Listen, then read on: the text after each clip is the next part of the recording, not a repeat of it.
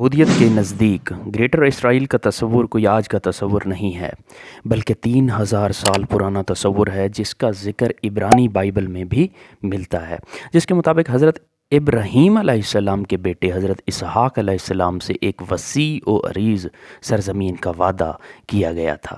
یہودیوں کے دعوے کے مطابق دریائے مصر سے لے کر دریائے فرات تک ساری زمین ہماری ہے، اور ہم نے اسی وجہ سے ابھی تک سرحدوں کا تعین بھی نہیں کیا۔ Get out from here! This is our land! No, this is our home. God promised it to us in our holy book. یہاں یہ بات بتانا بھی ضروری ہے کہ دنیا کا ہر ملک بین الاقوامی سرحدوں کا تعین کرتا ہے، جبکہ اسرائیل نے ابھی تک یہ تعین نہیں کیا۔ مطلب صاف اور واضح ہے، یعنی گریٹر اسرائیل۔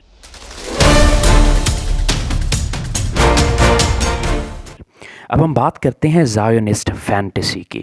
زائونسٹ فینٹیسی کیا ہے؟ Number 1 invasion, number 2 occupation, number 3 annexation, number 4 expansion, یعنی حملہ کرو، قبضہ کرو، الحاق کرو اور سرحدوں کو توسیع دو۔ یہودیوں کا گریٹر اسرائیل کے لیے صرف یہی دعویٰ اور تگ و دو ہے کہ ہم حضرت اسحاق علیہ السلام کی اولاد میں سے ہیں۔ یہ زمین ہمیں خدا کی طرف سے عنایت کی گئی ہے اور بطور تحفہ ہمیں ملی ہے۔ اس زمین پر صرف اور صرف یہودی رہ سکتا ہے، کوئی مسلمان یہاں رہائش پذیر نہیں ہو سکتا، جبکہ مسلمانوں کا دعویٰ اس کے بالکل برعکس اور الٹ ہے۔ مسلمان یہ کہتے ہیں کہ یہ ہمارا قبلہ اول ہے۔ ہم کیسے یہ مقدس سرزمین یہود و ہنود کے حوالے کر سکتے ہیں؟ جی، تو اب ہم بات کرتے ہیں زائونزم کے بانی کی۔ اس کے بانی کا نام تھیوڈور ہرزل ہے۔ تھیوڈور ہرزل نامی ایک یہودی صحافی تھا، مصنف تھا اور سیاسی مفکر تھا، جس کو فاؤنڈر آف ماڈرن زائونزم بھی کہا جاتا ہے۔ اس کی پیدائش 2 مئی 1860 کو بیوڈاپیسٹ، جبکہ وفات 3 جولائی 1904 کو ویانا میں ہوئی۔ ساری زندگی یہی پرچار کرتے ہوئے مر گیا کہ یورپ میں یہودیوں کے ساتھ ہمیشہ امتیازی سلوک ہوتا چلا آیا ہے، ان پر ظلم اور بربریت کے پہاڑ توڑے گئے ہیں، ان کو کال کوٹھڑیوں اور ٹارچر سیلوں میں رکھا گیا ہے۔ اس کا مستقل حل یہ ہے کہ یہودیوں کا ایک الگ سے ایک آزاد دیش ہو، ملک ہو جہاں پر وہ اپنی آزادی کے ساتھ اپنی مذہبی پریکٹسز جاری رکھ سکیں۔ اس مقصد کو حاصل کرنے کے لیے تھیوڈور نے دن رات محنت کی، مشقت کی، بہت سارے آرٹیکلز لکھے، اخبار میں بہت سارے مضامین لکھے اور زائونزم کی تحریک بھی چلائی۔ 1896 میں اس نے ایک کتاب لکھی جس کتاب کا نام دا جیوش اسٹیٹ تھا، اور اس نے وہ کتاب شائع بھی کروائی۔ اس کے بعد سے اس کو دا فادر آف پولیٹیکل زائونزم بھی کہا جانے لگا۔ یہودیت کا گریٹر اسرائیل کیا ہے اور یہ کن ممالک کو انویژن، آکوپیشن، اینیکسیشن اور ایکسپینشن کے ذریعے ہڑپ کرنے کا خواہش مند نظر آتا ہے؟ ان ممالک میں اردن، لبنان، شام، ایران، عراق، کویت، مصر، یمن، ترکیہ اور سعودیہ شامل ہیں۔ عجیب بچہ ہے، کھیلن کو مانگے ہے چاند۔ تقریباً 10 مسلم ممالک کو اپنے ساتھ ملانے کے لیے کب کی نظریں اس نے جمائی ہوئی ہیں۔ اس کی راہ میں سب سے بڑی رکاوٹ کون ہے؟ اس سوال کا جواب ہے ایران۔ ایران نے اپنی پراکسیز کے ذریعے ڈائریکٹلی یا انڈائریکٹلی اس کو بیک فٹ پر رکھا ہوا ہے۔ وہ بھلے حزب اللہ ہو یا حماس ہو، ان کے خلاف ہمیشہ سے برسر پیکار یہ دونوں تنظیمیں نظر آتی ہیں۔ اچھا، اس کے علاوہ بینجامن نیتن یاہو جو کہ اسرائیل کا وزیر اعظم ہے، اس کا طریقہ واردات آپ ذرا دیکھیے گا کہ یہ جس بھی ملک پر حملہ کرتا ہے سب سے پہلے اس کی عوام سے مخاطب ہو کر رجیم چینج کے لیے زمین کو نرم کرتا ہے، سائیکولوجیکلی امپیکٹ ڈالتا ہے ان پر، اور مثال کے طور پر خطاب کرتے ہوئے کہتا ہے to the brave people of Iran and I have a message for them. Our fight is not with you. Our fight is with the brutal dictatorship that has oppressed you for 46 years. اے ایران کے بہادر لوگوں، میں آپ سے مخاطب ہوں اور آپ کے لیے ایک پیغام لایا ہوں۔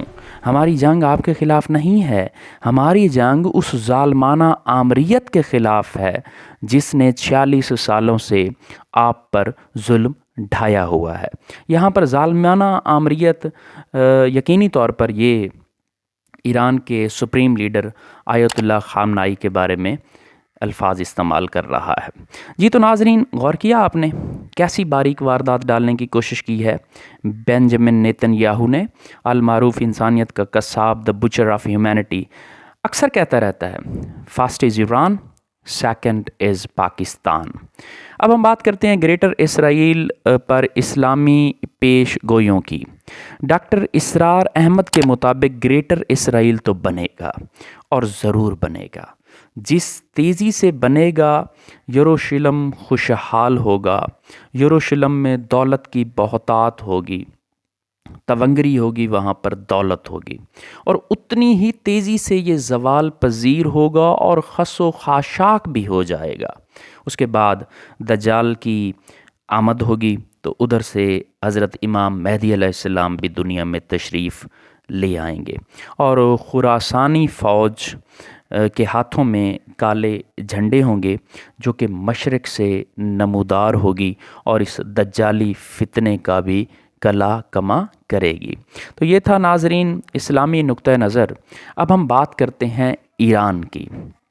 فیض نے کہا تھا ہم پر تمہاری چاہ کا الزام ہی تو ہے، ہم پر تمہاری چاہ کا الزام ہی تو ہے، دشنام تو نہیں ہے یہ اکرام ہی تو ہے، ہم پر تمہاری چاہ کا الزام ہی تو ہے، دشنام تو نہیں ہے یہ اکرام ہی تو ہے، دل نا امید تو نہیں ناکام ہی تو ہے، دل نا امید تو نہیں ناکام ہی تو ہے، لمبی ہے غم کی شام مگر شام ہی تو ہے۔ فارس کو فتح کرنا جوئے شیر لانے کے مترادف ہے، یعنی ایک انتہائی مشکل کام ہے، تقریباً ناممکن کام ہے۔ ہماری تمام تر ہمدردیاں، تمام تر دعائیں ایرانی عوام کے لیے، ایران کے لوگوں کے لیے، ایران کے ان پاسداران انقلاب کے لیے جو دشمن قوتوں کے خلاف برسر پیکار ہیں اور اسرائیل کے سامنے گھٹنے ٹیکنے سے انکاری ہیں۔ یہی حقیقی معنوں میں حسینیت ہے۔ مزاحمت زندہ باد، حسینیت زندہ باد۔ Thank you very much.